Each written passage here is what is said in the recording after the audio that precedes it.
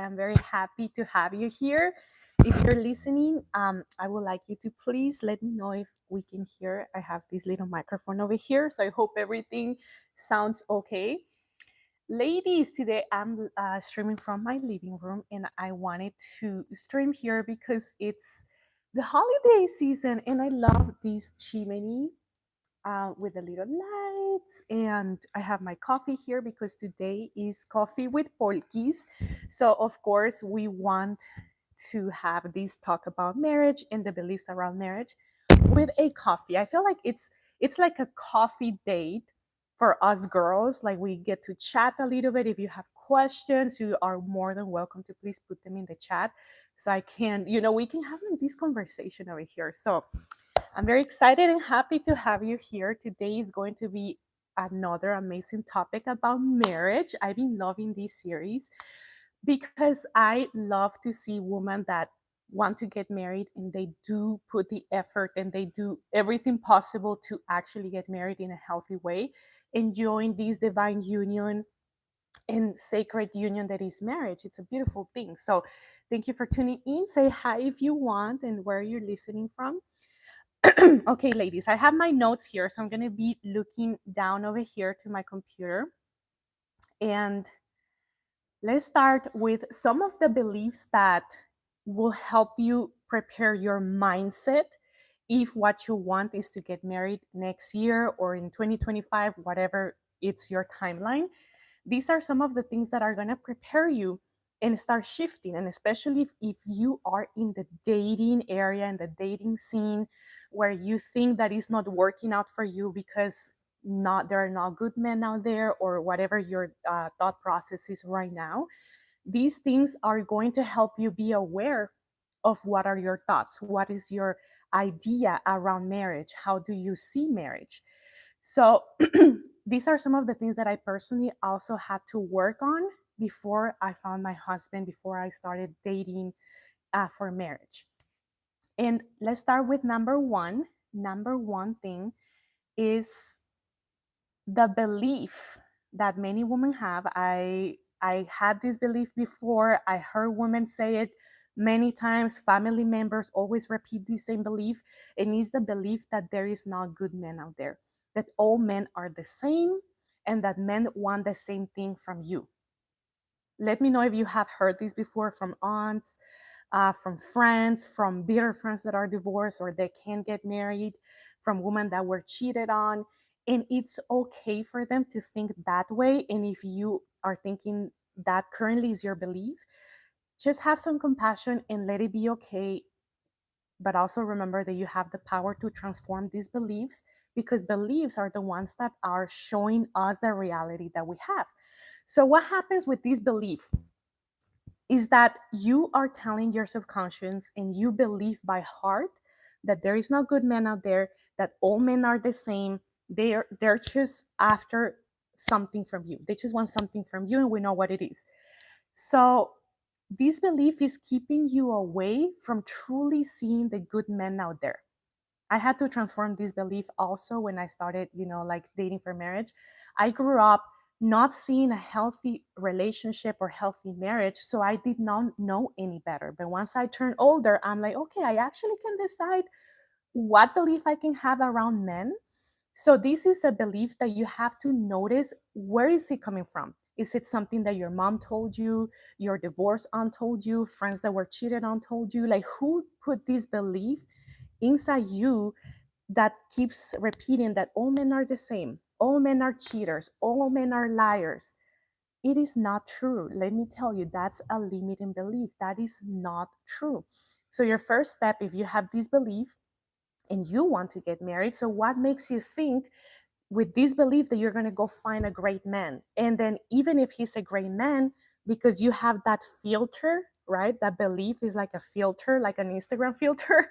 You can see the real him. You can see the real version that he is. Maybe he's a true masculine man, that it's a provider, that is healthy emotionally, physically, spiritually, all the things. But you have this filter in your eyes that you cannot see that about him. You will only notice the bad things, the white lies that he's saying, that if he's acting shady, you're gonna think it's something big. And you are only noticing the bad men. So what happens when we have a belief, a limiting belief? These beliefs are gonna show us our reality. So if we believe that every man is bad, once we go out to parties, to in the dating scene with the dating apps, we are only going to notice the bad ones.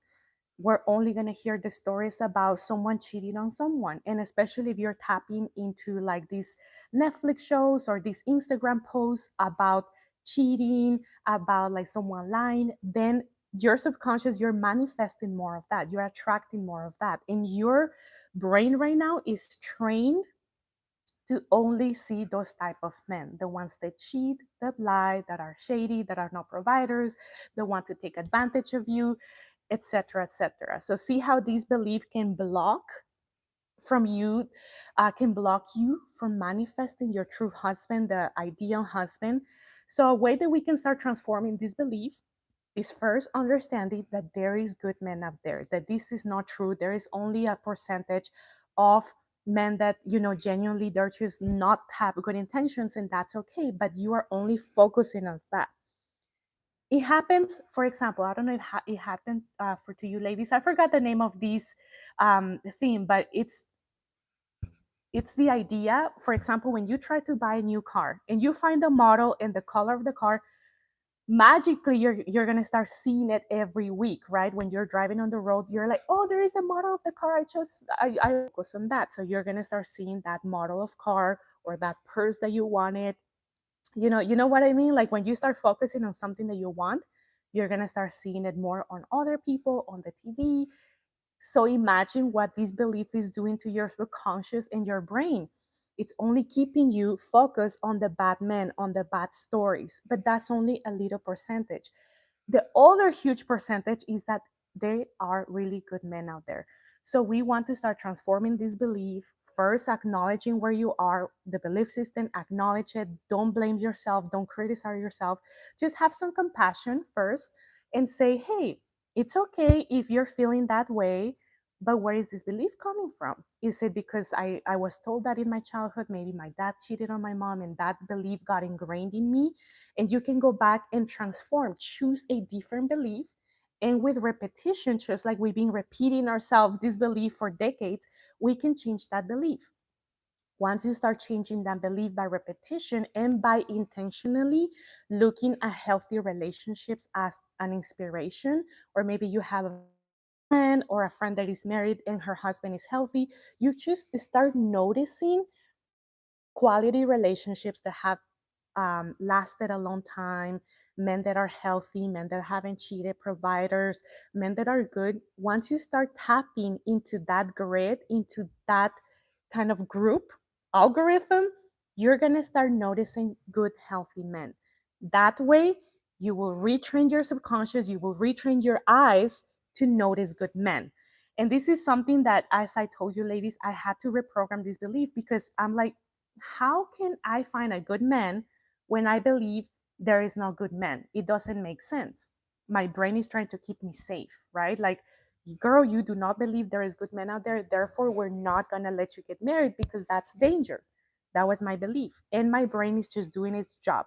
The brain is just doing its job to show you what you believe, make sure you see what you believe, and keep you safe from what you fear. So I was fearing men for no reason. I mean, the reason that, I heard that from my aunt, my mom, and then I had to transform those beliefs. And even me transforming those beliefs, even now my mom is like, wow, no, there is good men out there. So it is true, when you heal generations past and generations forward, because you are the path changer, the course changer of your family. You decide to do things differently, and because now there is proof that it can be changed, then people start believing. It's like the 4-minute mile, right? Nobody could have run 4 minutes, and then a mile in 4 minutes until the first man did, and everybody's like, oh, we can do that. Okay, let's do it. So you have to be the course changer for your own bloodline, your family. So that's belief number one. There is no good men out there, and all the men are the same. They're liars. No, that's a limiting belief. You're limiting yourself from finding good men out there. there is really great, awesome men out there that genuinely have the intentions to get married, to have a family, to provide, to be the leader of the house, to have, a wife, to have her to be happy to get married. The thing is that you're not being the vibrational match for that type of man right now, but that can be changed. So a good man is vibrating at this frequency, but you have this belief, then you're vibrating at a different frequency. That's why you're noticing these chats right here, the dusties. I love to call them dusties. I heard it in someone else's video, and it's like, oh, that dusty, and I'm like, oh, that's a good name. But you need to notice and believe, train your brain to see the good men, and you're gonna start seeing good men out there, and noticing the gestures that they have with you, and you're gonna start seeing and noticing that, wow, this really is creating my reality right now. My new belief is creating the reality. Therefore, more men are showing up. Okay, number 2, ladies. Another belief that I had to change to manifest and attract my soulmate is that love doesn't happen for me. Love and this fairy tale only happens to everyone else. Like everyone else is getting the ring, everyone else is getting the fairy tale story, everyone else is, it happens for everybody else except me. What is wrong with me, right? Like that's some of the things that we love to ask and blame and criticize about ourselves. What is wrong with me? It only happens to everyone else. I'm tired to see everyone else. Where is mine, right? Like we start getting into this desperate scarcity energy where we start wondering, like, where is my husband? Why haven't I gotten a ring? It happens for everyone but me. And that belief also, just like the first belief that I mentioned, your brain and your subconscious is just showing you what you believe. And because your belief is that it doesn't happen for you, then your subconscious, your brain is saying, you're right. It doesn't happen for you. Therefore, it's not going to happen because that's what you believe. It doesn't happen for you.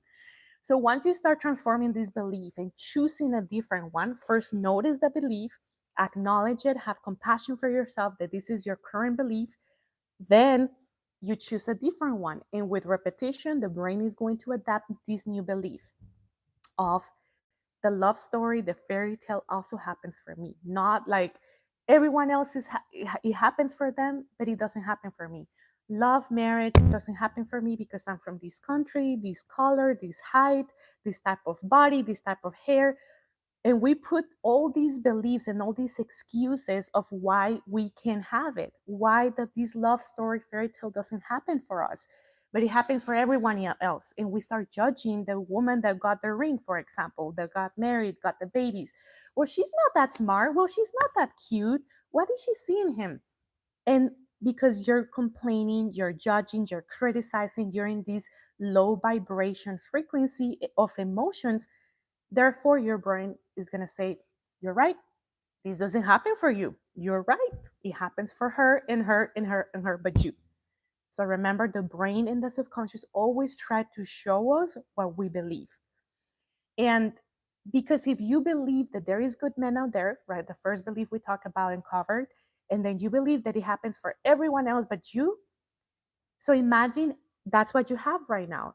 What you want is marriage, divine union, having your family, you will already have it if those will be your beliefs. But since right now they're not currently your beliefs, um, maybe I'm just going over the beliefs, and it can be any belief that you currently have of why the story you're telling yourself of why you can't get married. So that's another one. We start putting all the excuses of why we can't get married, why he won't propose. I'm this height, I'm this weight, I need to lose more weight. Oh my God, wait a minute, I need to get my master's before I get married. Wait a minute, I need to buy a house before I get married. And maybe what we fear is the true commitment to someone else. We feel that we might lose our identity, or we believe that maybe we're going to lose control of our lives, or that we're going to get cheated on. Whatever belief system that you have in the background is running the show, and that's what is showing up in your reality. So once you start transforming these beliefs and choosing the right ones that you want to see in your reality, the one those are going to be the ones running the show, showing you the men, showing you the great men, showing you the people. But that's just at the surface level. We're talking beliefs. There is 3 levels of change, and I did this. I made this in a video where I explained the 3 levels of change if you truly want to transform something. In this case, we're talking about marriage and beliefs around marriage. So number one is the belief. Belief is kind of more superficial. It's still deep, but it's more superficial in the levels of depth. And I mean, those are the habits, those are the beliefs that run the show, those are the habits of maybe turning away when you see a nice man, or when someone wants to pay for you, you choose like, nope, never mind. So those are habits. Number two, it's the beliefs. Beliefs are the true one, that like the clown of the show, they are just saying how it is. And number three is the identity. Once you embody those new beliefs, once you embody the habits, the identity is like, I am a woman that I'm ready for marriage, I'm preparing myself for marriage, I'm going to be a most amazing wife, I got what I need, I have more than what I need, I don't need a new degree, I don't need to lose 10 pounds, I don't need to. You work with what you have because you embody the true version of the woman that is ready for marriage. That's the identity level. So if you want to find out more, the video, I'll link the video in the comments, and it's the 3 levels of change. So right now we're talking beliefs, the second level.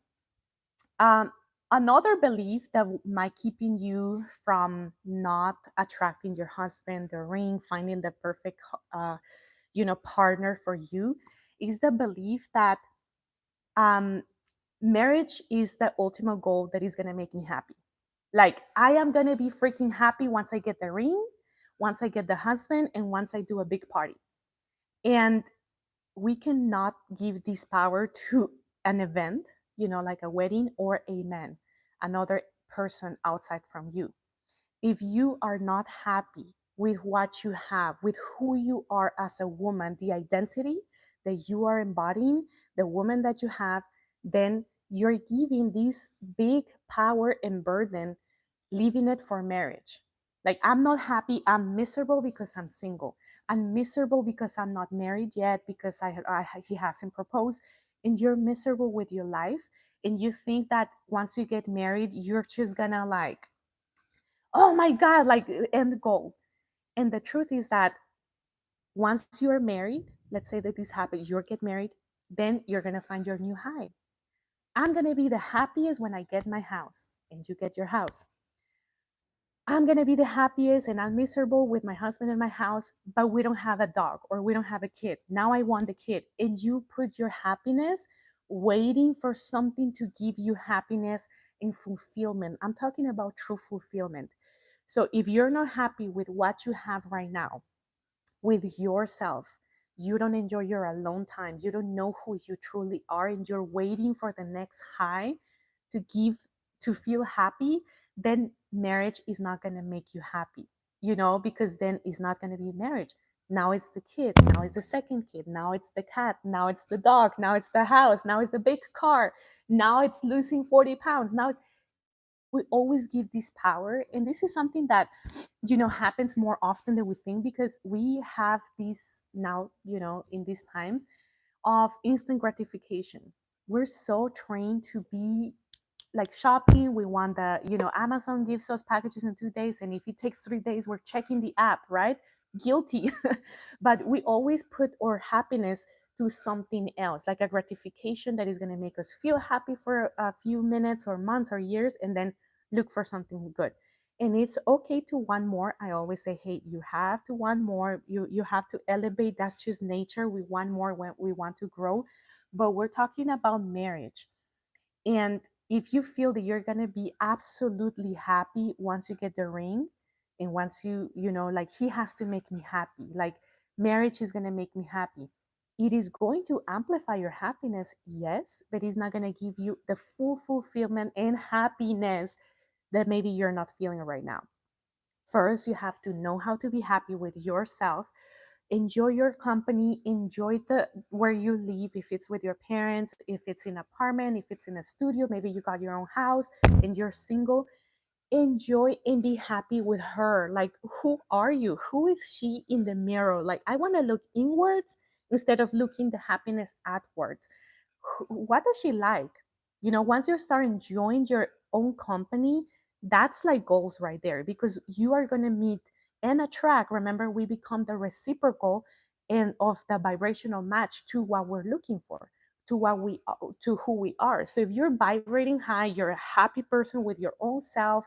Doesn't matter the circumstances, you always look for solutions, and you're optimistic and you're happy with you, who you are in your own body, with the clothes that you have, just happy right now. You're going to vibrate higher because you're happy. Happiness is a high frequency on the list of emotions. So you're going to attract someone like that. And what happens when two happy people come together? You amplify that happiness. Then you're going to find out that marriage is going to uplift you more. It's just going to add more of what you already have.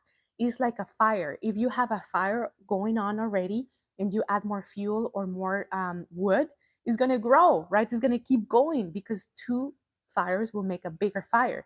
But if you have no fire, like just the wood there, kind of wet, like, and you're waiting for someone to make you happy and lit that fire, it's going to take a long time, and then you're going to blame the husband.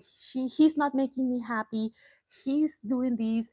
And trust me, every person has already a lot of burden on their plate.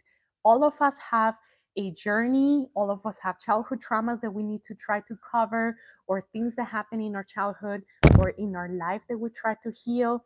Everybody's trying to learn something new, grow something. So it's already a lot for one person to add someone else's feelings, like, here, make me happy. Like, whoa, that's a big like, responsibility.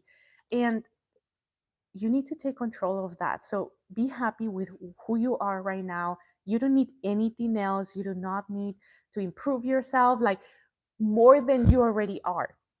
Believe that you got what it takes. And, if of course, being honest with yourself, if there is areas that you need improvement, then honesty is one of the keys. When you start looking inwards, hey, I don't like this about me, let me change it, let me improve it. But be happy with yourself, so you attract someone happy, and you're going to amplify the happiness instead of waiting someone to make you happy. So that's another belief that, like, many women have around marriage. Like, they're miserable and they're like, I'm going to be extremely happy, like, all I want is the ring. But then they get the ring and they're not happy. The happiness lasts, like, the photo session, the photo shoot, the announcement of the engagement, and then they're back to the miserable, right? Emotions are very addictive. And then you go back to that. Now I'm going to be happy once I get married. It has to be a huge wedding. Okay. Then it happens, and the emotion of happiness lasts the month of the pictures, the wedding, the honeymoon. And then they go back to their miserable self, not being happy with what they have. So that's another key.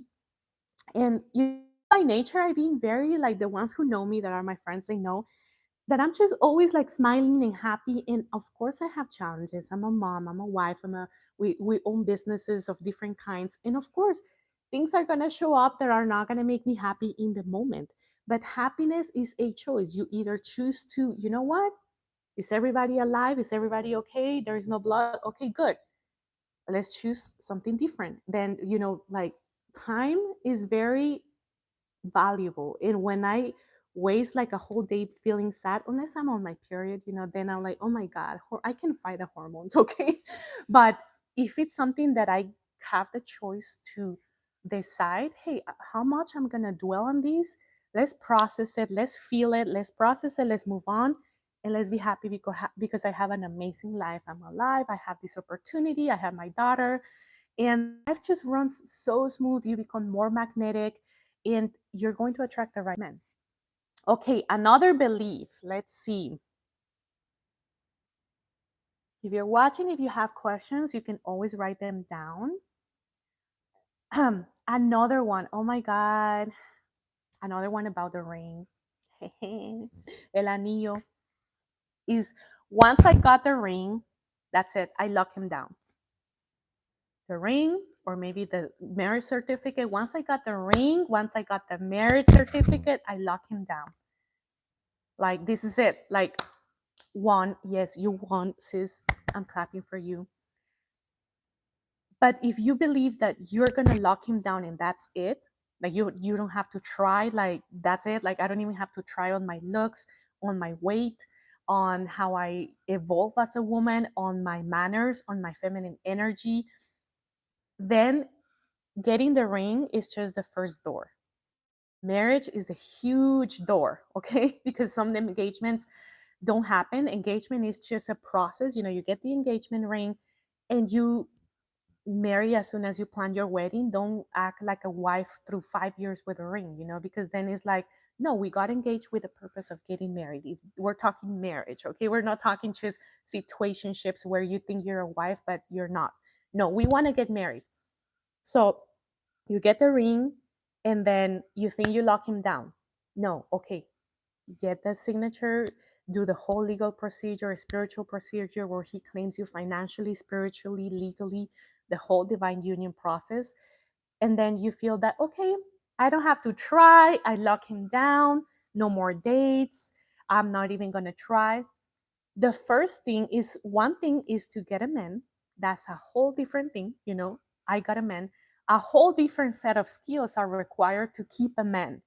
Okay, so just because you got him doesn't mean you're gonna just forever you lock him down. That's where the true inner work starts. Once you get married, that's where the true inner work starts. Because dating is easy. Dating, you're just think that, oh, I'm gonna shave my legs, I'm gonna look cute, and he picks you up, and the cute dates.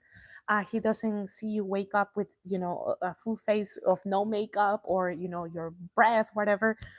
So you always trying. Notice when you're dating, you're always trying to have to be in your best behavior.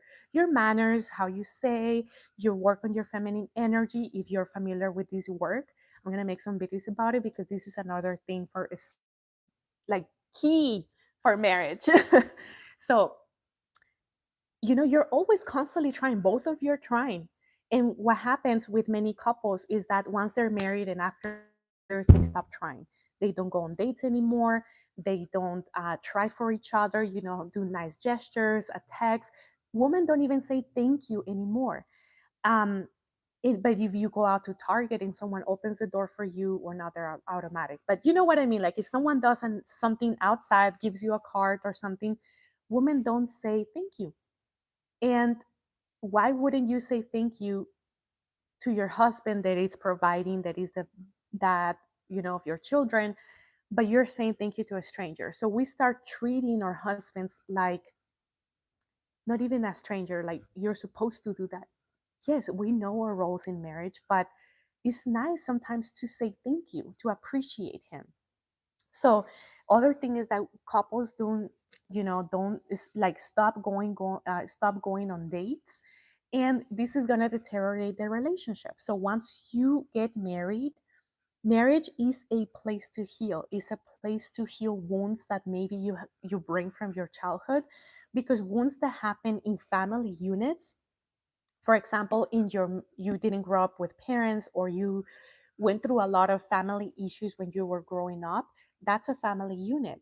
So those wounds are better healed in another family unit. In this case, is your family unit that you are creating your own family.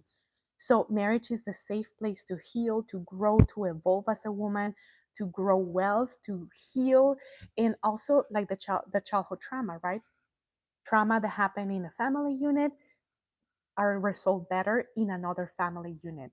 So these things are going to, once you have this idea of marriage, that marriage is not just one day, it's not just one big wedding and a dress and a cake and some pictures.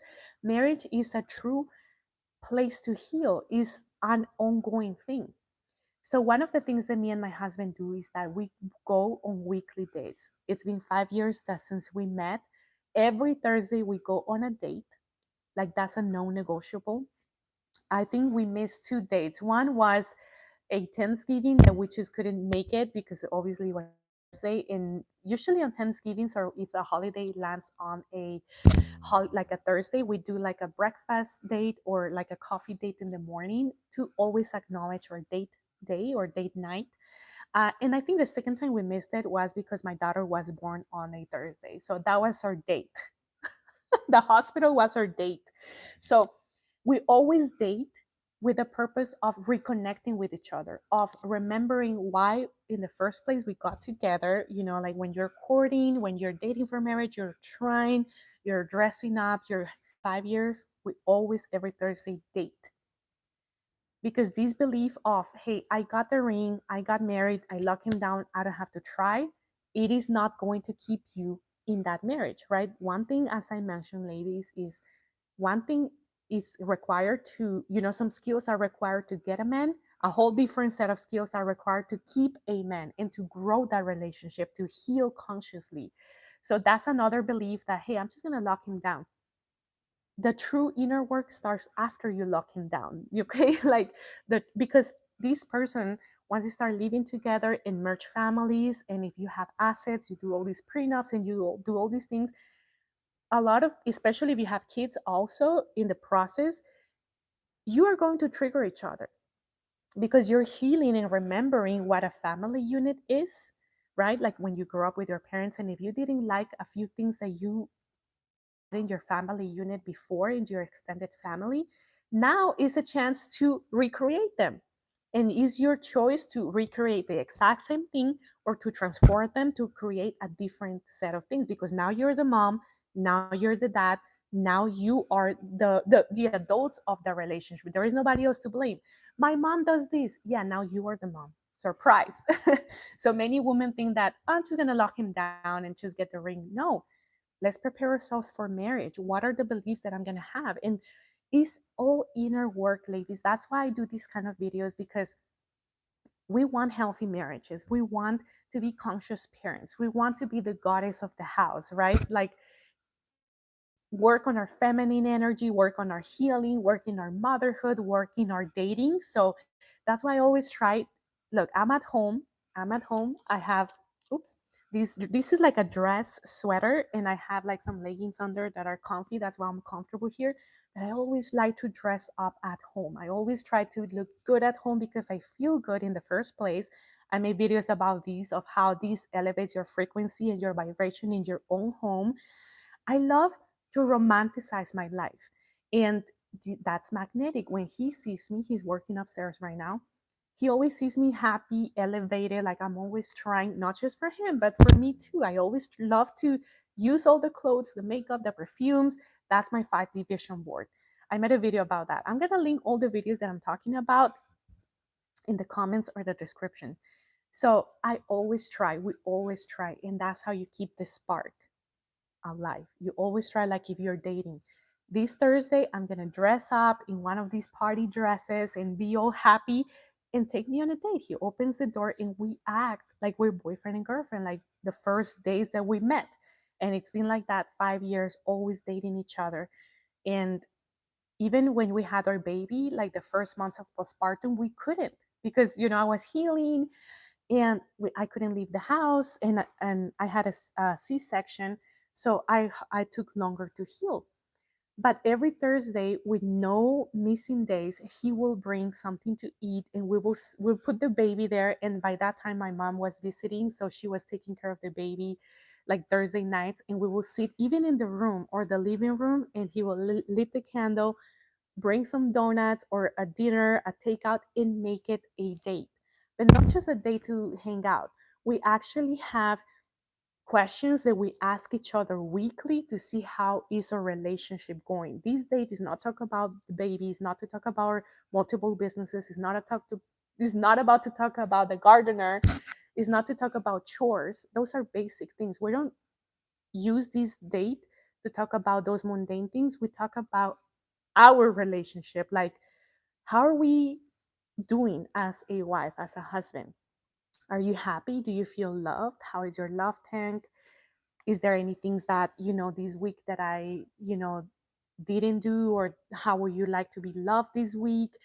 And these are deep questions that keep your partner interested in you and also knowing how to love you. There is an amazing book, and it's a very famous book. Is the Five Love Languages, or the Love Languages, something like that. It's a 5-hour book. There is no there is no excuse not to read it or listen to it, and this will really help you find out what is the love language of your partner. And one of the questions that this he's a couples therapist, and he said, ask this question, and the question was, how is your love tank? Always check on your partner. How is your love tank? Do you feel understood? Do you feel loved? How is your sex life? Whatever it is, according to your five love languages. I'm going to make a more extended video about dating your husband because, or your spouse, because it is very necessary. So I love these questions. He gave really good questions that you can ask your partner in these dates, because those dates are to grow your marriage, your relationship. It's not to talk about business. That's not a business meeting. It's not to talk about kids. We have other times where we talk about kids. And if there is something that we have to discuss as a family, as a business, we set an hour before that, and we go on a coffee date to talk about business and the kids. And then the rest of the time is growing our marriage. So that's another great thing. So number 5 was, the belief was, once I get the ring or once I get married, I lock him down. I don't have to try anymore. No, that's when you actually have to try harder to keep that man, to keep that relationship. And this goes reciprocal as well. Um, okay, ladies, let's talk about the next one. Oh my God, this one hits deep. Maybe, many women don't want marriage or think they can get married, or they fear marriage because they fear that they're going to lose their freedom. I'm going to lose my freedom. I'm not going to be free anymore after I get married. First of all, I want you to, everything is a belief. We have these maps, this programming that we have inside of our subconscious or brain, and it's beliefs. First of all, what does freedom mean to you? Right? Freedom is going to mean different things for all of us. If you ask someone that is incarcerated, what does freedom mean? I just want to go outside. If you ask a wife, what does freedom mean? She's going to have a different thing. If you ask someone that maybe is in a financial stress situation, what is freedom? Well, maybe, having more money. So what does freedom mean to you? And if you have this fear of, I don't want to get married because I'm going to lose my freedom. What does freedom mean to you, first of all, so you can start transforming this belief? When I was 25, and I was 26, sorry, and I decided that I was going to start dating for marriage, I had this belief too. Oh, I'm going to lose my freedom. And then freedom of what? I had to work as an engineer 50 hours a week to pay high rent in Los Angeles, and rent over there back in 2018, I think, was like $3,000, $2,000. So my whole paycheck left, like it went there, most of it. And and my things, and I couldn't even upgrade my car because the lifestyle in Los Angeles is very, the expenses are very high. And I was an entry level engineer. It took me time to build up some income. And after 2 years working, I'm like, I can even upgrade my car. I had a Toyota Camry, I think 1999 or 2000. I love the car. I love you wherever you are. But I don't call that freedom. And I barely had time. I barely had time to do the things that I wanted. And the time I used it wisely to, do inner work, to do hobbies. I started dating.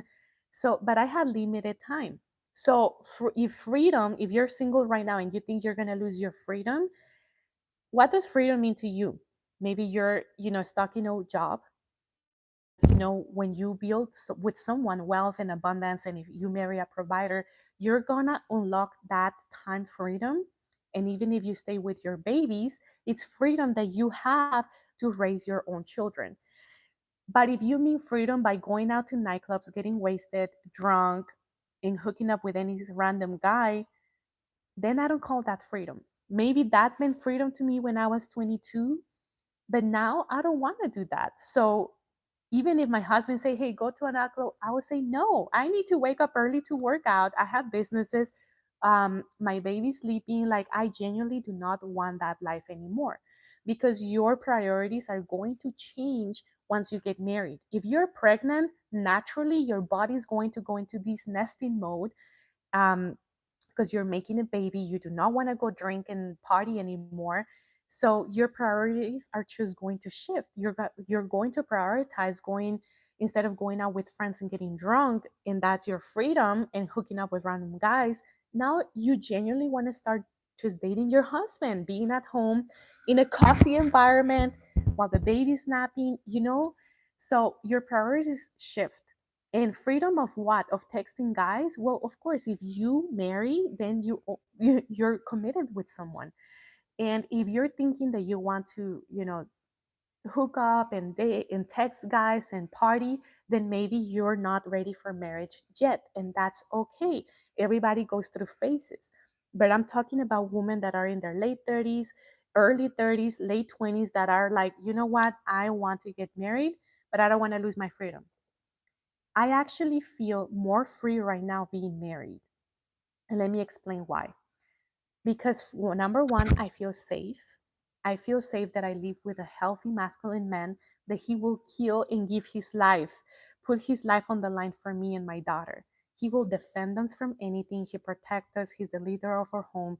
He provides, he's a full provider in all the world, not just financially, but he provides safety, support, emotional, like a container where I can feel safe. I have more freedom now because since he's a provider, I don't have to be in an office working, or in a construction site. I was an engineer. I don't have to be there 50 hours a week away from my baby just to make a paycheck. I have freedom of doing this. If I would have to be at a job, I wouldn't be with my baby. I wouldn't be here. I wouldn't even have this energy and juicy energy to teach or to become a life coach. So I had the freedom to study more. So engineering wasn't working for me. So I decided to, study to become a life coach. And that's freedom. Freedom is safety. When you don't feel safe, you're not free. Doesn't matter where you go. If you don't feel free, you're always wondering, like, who am I gonna marry? What's gonna happen with my life? What's gonna go on? Like, you don't feel free. And I don't know if you've been in some situations where, like, you don't feel safe. That's not freedom. Freedom is to feel safe. And we're talking freedom of safety, free financial freedom, freedom of time. So for me, I feel that I'm way more free now. I'm freer now because I can be with my baby, I can shop what I want, I can be here, I can do my passion business and do what I want. And these are the things that I couldn't do if I would have stayed single. Then you have to figure something out to buy yourself some freedom of time. Maybe you're an entrepreneur and you create that financial freedom. But then you're always thinking, I want to get married. Am I gonna, marry someone? Is it gonna happen for me? What's gonna happen? And that thing doesn't feel as freeing. So that was the last one that I had to share with you, ladies. So let me know in the comments, what are your thoughts? I'm also going to link the video in Spanish. I made this video in Spanish. I'm putting it here. If you have someone that doesn't speak English and you want to send her this video in Spanish, I made it. I made it in Spanish. So thank you, ladies, for watching. This was so fun. And let me know in the comments, what are some beliefs that you're working on to get married and to get the ring in 2024. So thank you, ladies, and I'll see you in the next Tuesday with Coffee with Politis.